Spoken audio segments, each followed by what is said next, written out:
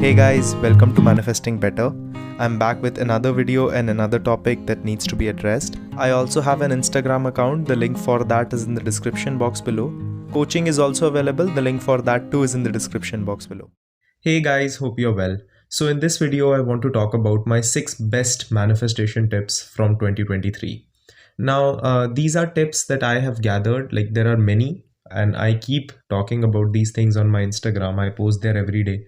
And I think I'm someone who posts a lot on my stories about these tips. So if you are someone who likes any of them, you can follow me on Instagram for the tips on the stories, right? Because I post a lot of them there. And now I have started posting them in voice note formats because some people like that more. Now, these are the most important ones that I have seen. I will also give you examples for each and every one of them. And I totally believe that if you just focus on these ones, they will have a massive impact on your manifestation journey, which of course is something that I want. Okay, let's directly get into it. The first tip, patience.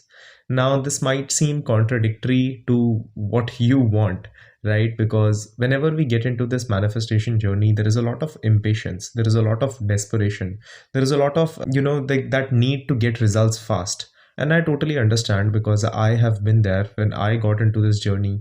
I had this need that, oh, great. So I heard this term called manifestation. So I will do this XYZ tips. I will do these manifestation techniques. And suddenly all these things that I want will come to me. And believe me, it's from trial and error that I have started to understand that that's not the case. And the faster that you can come to that realization, the better it is for you. Not just because I don't want you to get these faster, but patience and being impatient towards something can be a very paradoxical thing. So the more patient you are towards something, the faster the results actually come. But you have to be truthful to yourself that I am patient, not just to get results faster, but because I want to be patient. So why impatience doesn't work is that when you are in the state of lack consistently, the reason that you're impatient is because of that. The impatience is stemming from that state of lack that you are involved in very regularly, because somewhere inside of you, there is this need that you want to satisfy. More often than not, it's an emotional need, because most people are into this situation to get that emotional need, and they have equated in their mind that that need would be fulfilled after I receive this XYZ manifestation. Unfortunately, it doesn't work that way. And because they are so impatient, even if they are doing everything right, they start to react in the middle, and then it ruins, because then when you react, you go back to the same point, then you start, then you go back to the same point. And the truth is, if you're more patient with the results, what will happen is you would not be in a consistent state of desperation. And because you wouldn't be in a consistent state of desperation, these things would actually come to you faster. Let me give you an example. Let's say you are making a pizza, and I have given this example before, I think here in one of my videos, but it's very appropriate. Let's say you start making a pizza. So you make the dough, or you get the dough from outside, you put some sauce on it, you put your toppings, and please don't put pineapple on it, but yeah, you put your toppings on, then you put cheese on, you put the garnishings, whatever it is, and then you put it in the oven. Now that you have put it in the oven, if you spend all your time sitting there waiting for that pizza to get ready, it's going to feel like it's taking longer. That's first. And this is where the issue starts. If you start to take it, let's say the oven says that you have to put it in for 20 minutes, but you take it out in 5 and you see the pizza not being ready, and you tell yourself, but I did everything right, I did all these techniques, I did not react, I was doing everything correctly, I was not desperate, why did the pizza not get ready? The reason of the pizza not getting ready had nothing to do with you doing something wrong. More often than not, it's because you were doing everything right, but you stopped too quickly, you did not go for long enough, and in the middle, you started over analyzing things.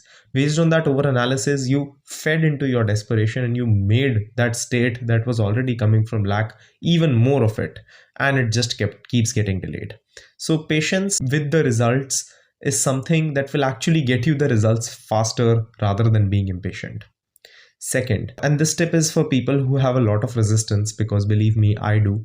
So, the best way to actually deal with resistance is, instead of trying to focus on the thought, first focus on the feeling. I gave this example very recently in my story, so I will just repeat it with you here. Think about it this way. I have one of those alarm clocks, the ones that it's a big alarm clock, and there is this button on the top. So like it keeps on ringing till you press the button. And I keep it away from my bed because I have trouble waking up on time. So I just keep it away so that I will have to get up and close it. That alarm is actually very, very loud. Think about it that let's say that alarm is ringing, right? And only you can hear it. That's your trigger, that's your feeling. And then let's say a friend calls you and they start to have an important discussion with you, or your mom calls you and she is talking about her day, or your friends call you and they are sharing their problems, or you are just doing day to day jobs. No matter what another person says to you in that moment, it's not going to be registering in your mind just because you are so alarmed and triggered, right? This is exactly what happens in our mind. We are getting into a very, very triggered state, very, very alarmed state in our mind.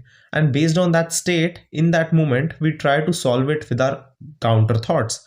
That's why sometimes opposing your thoughts when in that moment doesn't work. Of course it works once you're feeling better, but in that moment it can only like keep bringing those thoughts up because you try to solve it but the alarm is ringing, so you cannot actually understand it, and your body is not just registering the new things that you're telling it. In that moment, first feeling on the feeling, stopping the alarm, can make you start feeling better at the start, and then from there you can get into a place where you can focus on the thoughts then. Now I have a video on this where I explain this in detail in different kinds of resistance. I will link it down below. But some small tips that you can use to get that feeling out is something I personally say that use something that physically involves you. Now it can mean shadow boxing. That's one good one for me. Some people like to dance. Some people like to scream in a pillow. Something that can get that feeling out, because there is this energy inside of you that you just have to let out. Once you let it out, it will automatically feel better because that energy is being kept, pent up inside of you. After that, you can focus on your thoughts, and in that moment, it would be way easier to deal with them. The third one, having a routine. Having a routine has been an absolute game changer for me, not just from now, but I think I have been talking about routines from the past 3 years, and routines have been an absolute game changer. Why routines help, and I will give you my example. I am someone who's a very anxious person in nature, right? Whenever I get hit with anxiety, in that moment, I'm not able to focus on, as I mentioned in the above one, what to do, right? Because in that moment, my mind is just very triggered. I usually get my anxiety in the evenings. It's something that happens normally, right? I don't even have to do anything. My body gets anxiety in the evening. It just gets triggered, sometimes for no reason. And of course, it has gotten better with time. But even though it happens, now I have the correct tools to deal with it because I always know what my next move is going to be. So even in that moment, even if I'm not in control, I still do the things that I said I would, which means I stick to my routines. And eventually, by the end of the day, when I have fulfilled that, my anxiety didn't stop me from doing what I had to do. Right? So, having a routine will always give you something to fall back upon, which should be your goal. And these routines can be something very small. And if you are someone who is just starting into it, I would recommend that. And these routines can be elaborative, like they are for me, but that took years to build. So, if starting with any routine, because you already have one, you just don't realize it, starting with any routine that is favorable to you, that includes things that you are actually going to take benefit from, is going to be absolutely amazing for you. The fourth one, having a life outside of your manifestation. Now, imagine this. Let's say you are in a relationship with a person, and let's say this person all day long just calls you, all day long just keeps talking to you about their life and everything. They don't eat till you call, they don't go to the washroom till you call, they don't go to the gym till you call, they're just waiting for your calls all day, or they are calling you. Every night you go to bed, they just go to bed too. Every night you wake up, they don't wake up before that. They have no outside life outside of you. This is where a lot of you are when it comes to the concept of manifesting a relationship. Now, even though you do things, they are still not things that you actually want to do, but just some monotonous things that are just carrying on in your life. And consistently taking in more information on trying to get it better, trying to manifest this person, more affirmations, more techniques, more methods. build a life outside of it. Mental chasing is something that is not helpful at all. I have a video on mental chasing, I will link it down below. But mental chasing is something that is not beneficial at all. Building a life outside of this will make you less desperate as a human being, which should be the goal before getting into relationships, because you want these relationships to last. You just don't want these things to build up, then drop, then build up, then drop. That's where hot and cold movement happens. So, for an absolute change in yourself, focus on life as a whole, not just this one aspect. That will absolutely change the game for you. The next part, focusing on the root cause. I will give you an example. I was talking to one of my clients the other day, and she said this one thing: why cannot he just respond to me instantly? Like, it has been 20 minutes, he hasn't responded to me. And why cannot he just, text me back right now? And this is a person that she is not even in a full committed relationship with. And she said, I want to affirm, and she had been doing that before she met me. I want to affirm, oh no, he replies back to me instantly, he texts me instantly, like I call him 1,000 times and he still picks up. I can keep stalking him, and because I make my own rules, I can keep stalking him, and he will still be mine. The issue with that is that you are just focusing on the symptom. The root cause is, why am I so desperate for this person to respond back to me so instantly? Because my self-worth, or my process in my mind that tells me that my processes are working and my manifestation is working, is dependent on that. But that shouldn't be the case. And if that's the case, that's not fully helpful, because it's not helping you build the kind of character in truth that you want to build. So to prevent that, the best way to move forward is to focus on the root cause.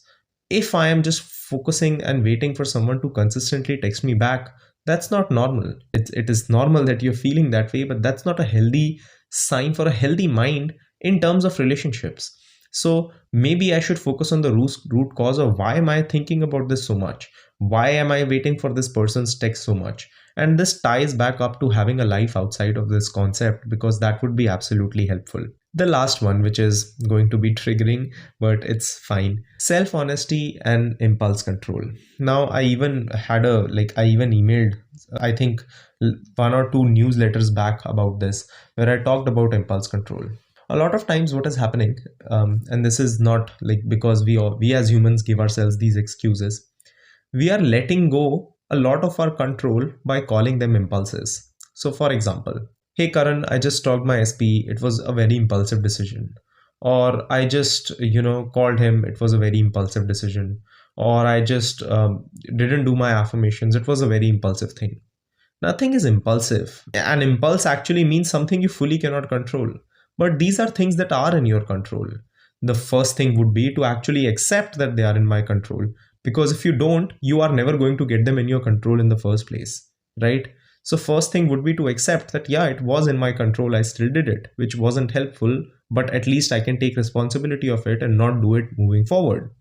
The next thing which would be helpful would be to tell yourself that there is this small period. Now, of course, it's very, very tempting to act on these impulses when they come up. But there's this small period. Just like when I wake up, I said I have trouble waking up on time. There is this small impulse when the alarm is ringing that I will just close it and get back in bed.